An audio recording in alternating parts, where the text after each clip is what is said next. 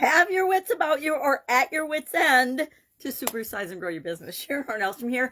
I think we've done at your wits end before, so I thought I would combine that with have your wits about you as we talk about our idiom or idioms for supersize your business today. At your wits end, William Langland's 1377 poem Pierce Plowman was about this absolute truth. But at your wits end also appears in the Bible in the Psalms 107:27. So it's one of those idioms and expressions that's been around for thousands of years. We've been influenced by it for thousands of years. It means that a person has no response, or they're speechless, or they're highly perplexed about a situation to the point that they can't really trust what they hear and see. They're just beside themselves. I like that one, beside themselves.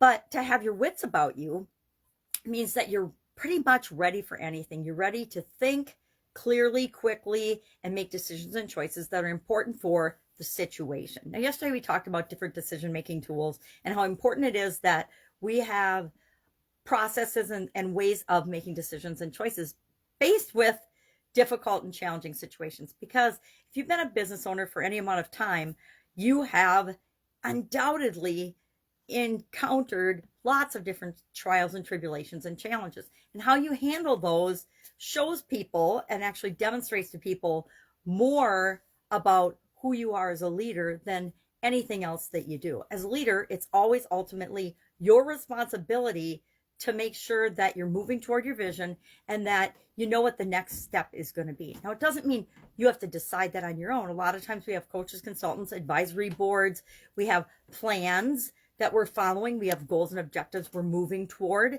We can include others in the decision, but ultimately the responsibility is yours to make the final decision and keep your organization growing and building and supersizing and creating what it is that you want in the world. We can't do that if you are at your wits' end, if you're always freaking out about things, if you're not solving problems, if you're not leading by example.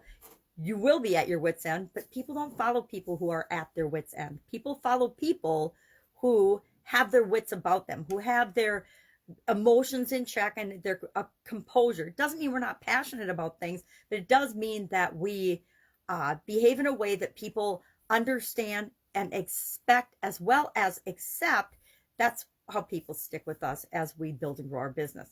I can't tell you how many times in the past 4 decades I have been internally at my wits' end, but externally everybody believes that I have my wits about me and I know exactly what I'm doing. Because if you don't convey that purpose and direction and confidence, you're doing a disservice to the people that are building your business with you, because we don't build our businesses on our own. We can build a business on our own, but we're certainly not going to supersize it on our own. And that means we have to be excellent examples and excellent leaders of what we want to see in our organization.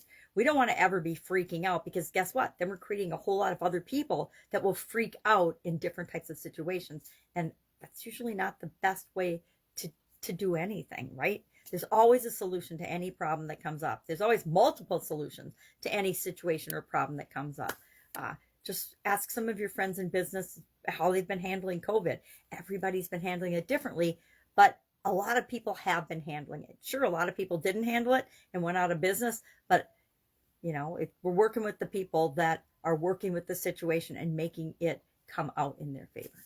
So love to know your experience with either at your wits' end or at one's wits' end, or have your wits about you. Have you used these idioms or expressions before?